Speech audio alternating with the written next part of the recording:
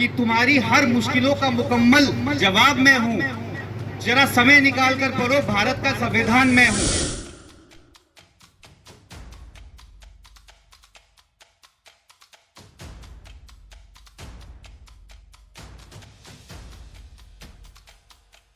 यह है भारत का संविधान।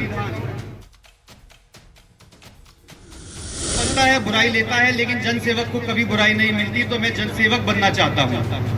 मेरे हर पोस्टर में, हर पैम्पलेट में आप देख रहे होंगे मैं लिखता हूँ आपका अपना चेरप जैन। लेकिन आपका अपना तो मैं तब बनूंगा जब आप मुझे अपना मान लोगे, और जब तक आप मुझे अपना नहीं मानोगे तब तक कोई फायदा नहीं है। और जिस दिन आपने मुझे अपना मान लिया उस दिन मुझे ना कोई चुनाव लड़ने की जरूरत है, मैं वैसे ही जीत जाऊंगा।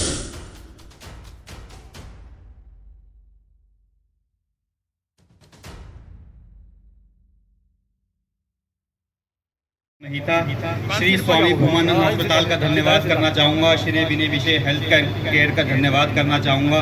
संजीवनी डेंटल मेडिकल का धन्यवाद करना चाहूँगा। और हमारा कौन है, सैनी डायग्नोस्टिक का बहुत बहुत धन्यवाद करना चाहूँगा कि उन्होंने इस कैंप में हमें सहयोग दिया।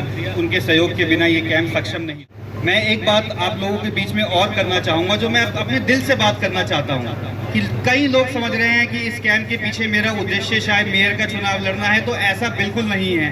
मैं नेता बनने में विश्वास नहीं रखता। मुझे जनसेवक बन के राष्ट्र हित में जागरूकता फैलाने में ज्यादा इच्छा है। तो बनता है, बुराई लेता है, लेकिन जनसेवक को कभी बुराई नहीं मिलती। तो मैं जनसेवक बनना चाहता हूँ। मेरे हर पोस्टर में, हर पैम्पलेट में आप देख रहे होंगे मैं लिखता हूँ आपका अपना चेरप जैन। लेकिन आपका अपना तो मैं तब बनूंगा जब आप मुझे अपना मान लोगे, और जब तक आप मुझे अपना नहीं मानोगे तब तक कोई फायदा नहीं है। और जिस दिन आपने मुझे अपना मान लिया उस दिन मुझे ना कोई चुनाव लड़ने की जरूरत है, मैं वैसे ही जीत जाऊंगा। अब मैं आपका थोड़ा सा समय और लेते हुए आपका ध्यान, प्लीज इस बात को ध्यान से सुनिएगा, आपका समय थोड़ा इस पुस्तक की ओर ले। है भारत का संविधान। के संविधान को माननीय प्रधानमंत्री जी जब सांसद में इस बार पहली बार गए तो उन्होंने नमन किया। माननीय नेता प्रतिपक्ष हमारे श्री राहुल गांधी जी भी पूरे चुनाव में संविधान की प्रतिलिपि लेके घूमते रहे। तो कुछ तो है इस संविधान में ऐसा जो हम भारतीयों के लिए महत्वपूर्ण है। आप मेरी बात मानिए, ये संविधान हमारे लिए किसी ग्रंथ से कम नहीं है। किसी शायर ने ये कहा है, हमारी हर मुश्किलों का मुकम्मल जवाब मैं हूँ। जरा समय निकाल कर पढ़ो, भारत का संविधान। कुछ ना कुछ तो है इस संविधान में ऐसा जो हम मिस कर रहे हैं, जहाँ जो हम पढ़ नहीं पा रहे हैं, जहाँ जो हम समझ नहीं पा रहे हैं। तो इस कैंप के माध्यम से मैं आप सबके बीच के संविधान में जो दो बहुत महत्वपूर्ण चीजें हैं जो हर भारतीय को मालूम होनी चाहिए, वो आप तक पहुँचाना चाहता हूँ। आपके मौलिक अधिकार और आपके मौलिक कर्तव्य क्या है। अब ये कर्तव्य 11 कर्तव्य हैं। पहला कर्तव्य, आप संविधान का पालन करेंगे। दूसरा कर्तव्य, आप भारत की एकता, प्रभुता, अखंडता को बनाए रखेंगे। तीसरा कर्तव्य, जिस आदर्शों से हमें स्वतंत्रता मिली है आप उसको हृदय से संजोए रखेंगे, चाहे वे महात्मा गांधी के सिद्धांत हो या भगत सिंह जी के सिद्धांत हो। चौथा कर्तव्य, आप भारत की रक्षा करेंगे और आह्वान किए जाने पर आप भारत की रक्षा के लिए तत्पर रहेंगे। पांचवा कर्तव्य, भारत में आप भाईचारा की भावना रखेंगे और किसी भी प्रकार का भेदभाव नहीं करेंगे। ऐसा कोई कार्य नहीं करेंगे जिससे महिलाओं के अधिकार में कोई फर्क पड़े। छठा कर्तव्य, जो हमारी मिली जुली संस्कृति है, गंगा जमुना संस्कृति है, उसका मान रखेंगे। ये आजकल बहुत ज्यादा हो रहा है कि धर्म को धर्म के आधार पे, जाति को जाति के आधार पे लड़ाया जा रहा है। इससे आपको बिल्कुल दूर रहना है। सातवां कर्तव्य, आप पर्यावरण की रक्षा करेंगे। आठवां कर्तव्य, आप एक वैज्ञानिक सोच रखेंगे, जिसका मतलब आप धक्के सोच नहीं रखेंगे, तर्क वितर्क पर बात करेंगे। ये बहुत जरूरी है राष्ट्र के विकास के लिए। नौवां जो है बहुत इंपॉर्टेंट है, आप राष्ट्र की संपत्ति की रक्षा करेंगे व हिंसा से दूर रहेंगे। 10वां जो हमारा कर्तव्य है, हम कुछ भी काम करें, चाहे वह अलग से करें या सामूहिक करें, उसमें उत्कृष्टता हासिल करने की कोशिश करें ताकि देश का विकास हो पाए। और 11वां कर्तव्य जो सभी माता पिता, सभी अभिभावकों के लिए बहुत बहुत बहुत जरूरी है, अपने बच्चों को प्राथमिक शिक्षा देना आपका कर्तव्य है। अगर आप वो नहीं दे पा रहे हैं तो आप राष्ट्र विकास में बाधा का रूप में काम कर रहे हैं। ये तो बात हो गई 11 कर्तव्यों की। अब हमें मिलते हैं 6 अधिकार। ये अधिकार आपसे भारत का कानून भी नहीं छीन सकता। ये वैसे अधिकार हैं। पहला अधिकार, समानता का अधिकार। हर नागरिक कानून की नजरों में हर नागरिक को समान अवसर मिलना चाहिए। दूसरा अधिकार, स्वतंत्रता का अधिकार। प्रजातंत्र में स्वतंत्रता ही जीवन है। हमारी अभिव्यक्ति की आज़ादी, हमारी एक जगह अहिंसक होकर सभा करने की आज़ादी हमसे कोई नहीं छीन सकता। तीसरा, शोषण के विरुद्ध स्वतंत्रता। किसी भी भेदभाव के आधार पर कोई शोषण नहीं होगा, जाति धर्म के बहन पे शोषण नहीं होगा, कोई आपको जबरदस्ती श्रम नहीं करवाएगा और 14 साल से कम आयु के बच्चों को कोई खतरनाक काम नहीं करवाएगा। चौथा जो है धार्मिक स्वतंत्रता का अधिकार। आप किसी भी भारत एक निरपेक्ष देश है, धर्म निरपेक्ष देश है। आपका अधिकार यह है, आप किसी भी धर्म का पालन कर सकते हैं, लेकिन किसी दूसरे की भावना को नुकसान पहुंचाए बिना। ये नहीं कि मैं अपने धर्म का पालन करूंगा लेकिन दूसरे के धर्म को नीचा दिखाऊंगा, ये अधिकार आपके पास नहीं है। पांचवा जो आपका अधिकार है वह है संस्कृति एवं शिक्षा का अधिकार। जो विभिन्न संस्कृति है आप उसको मान सकते हैं, वह हर व्यक्ति को शिक्षा मिलने का अधिकार है।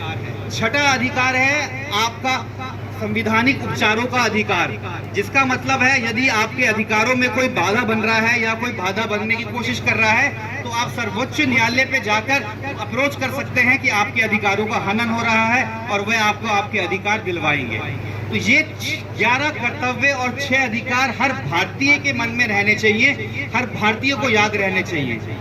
इसके अलावा मैं आपसे एक और अनुरोध करना चाहूंगा कि जब भी आप वोट देने जाते हैं या कोई जनप्रतिनिधि चुनते हैं तो कृपया पार्टी से ऊपर उठ के उस व्यक्ति की पहले ये देखें, उस व्यक्ति की क्या भावना है, उस व्यक्ति की क्या शिक्षा है, वो व्यक्ति क्या आपके काम आ पाएगा, तब उसे वोट कीजिए। केवल अंधों की तरह पार्टी के पीछे जाके, मैं किसी पार्टी के पक्ष में या किसी पार्टी के विपक्ष में नहीं बोल रहा हूँ, लेकिन मैं आपसे एक आग्रह कर रहा हूं कि व्यक्तित्व उस पर वोट करें, ना कि पार्टी के आधार पर वोट करें। और एक और बात, यदि कोई जनप्रतिनिधि आप चुनकर भेजते हैं और वो आपके आगे की सड़क बनवाता है या आपका कोई कार्य करता है तो वो आप पे कोई एहसान नहीं कर रहा है, आपने उसको जनप्रतिनिधि बना के भेजा है, आपका अधिकार है उससे काम करवाना।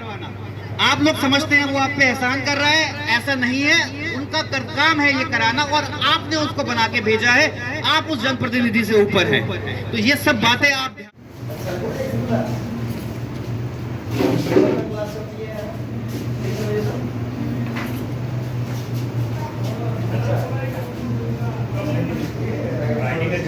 सर्वप्रथम मैं एसपी साहब का धन्यवाद देना चाहूँगा जिन्होंने अपने कीमती समय में से यहाँ समय निकालकर आज इस कैंप का इनॉग्रेशन किया है। उनके आने से हमारे जो आने वाले कैंप है उनको भी बहुत उत्साह मिलता है। बारिश होने के बावजूद भी इतनी भारी मात्रा में ग्रामीण क्षेत्र से जो लोग यहाँ आए हैं, देख के मेरा मन बहुत उत्साहित है। यहाँ पे हर प्रकार की सुविधाएं मिल रही हैं। हम नहीं चाहते कि किसी को कोई गंभीर बीमारी निकले, यदि फिर भी प्रभु के किसी की गंभीर बीमारी निकलती है तो उसका हम निःशुल्क इलाज कराने का पूरा प्रयास करेंगे। मेरा ये संकल्प है कि रुड़की रोग मुक्त हो जाए, इसलिए ये मैंने प्रयास आज से शुरू किया है। जो मेरा संकल्प है 40 वार्डों का, मैं उसको पूरा करने का पूरा प्रयास करूँगा।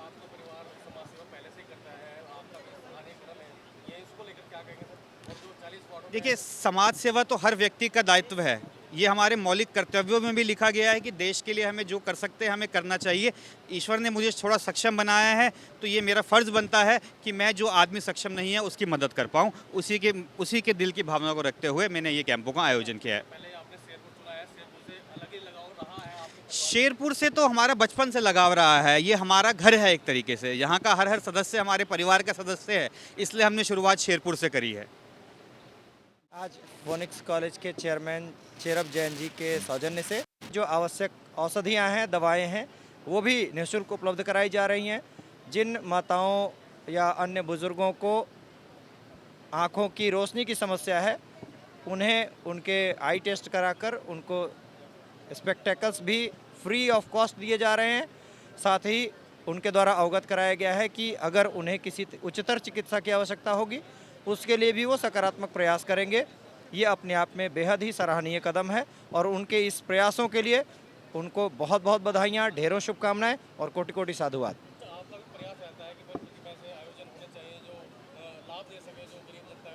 देखिए, समाज में एक बड़ा तबका ऐसा है जो संसाधनों के अभाव में, आर्थिक सक्षमता के अभाव में सभी सुविधाओं का सदुपयोग सुनिश्चित नहीं कर पाता। ऐसे में हम सबकी, समाज की भी जिम्मेदारी है कि उन्हें समाज की मुख्य धारा का अंग बनाएं, उन्हें अपने करीब लाएं और उनके लिए वो सब कुछ करने की कोशिश करें जो कर सकने की सक्षमता ईश्वर ने आपको दी है।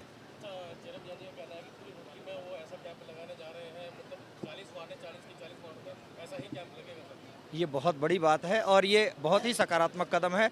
ईश्वर उन्हें इनके इन प्रयासों में कामयाबी दे और निरंतर वो ऐसे ही जन सेवा करते रहें, आम लोगों की भलाई के लिए निरंतर सन्नद्ध रहें, ऐसी मेरी शुभकामना है।